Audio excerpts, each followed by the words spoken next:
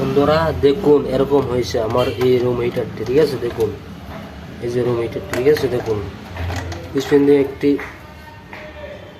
12 volt fan ব্যবহার করা হয়েছে, আর এখানে একটি মিটার ব্যবহার করা হয়েছে, ঠিক আছে। অটো কাট করে, ঠিক আছে। দেখুন আমি চালু করছি আমার রুম হিটারটি।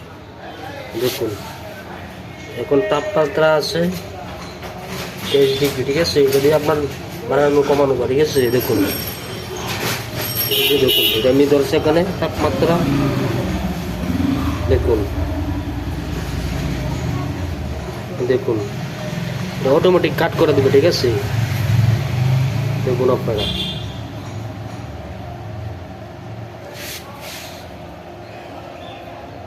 দেখুন অটোমেটিক কাট করে দিচ্ছে, ঠিক আছে।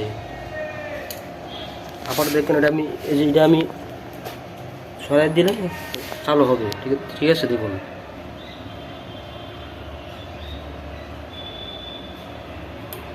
দেখুন চাইলে আপনারা তৈরি করতে পারেন এরকম একটি রুম হিটার বন্ধুরা।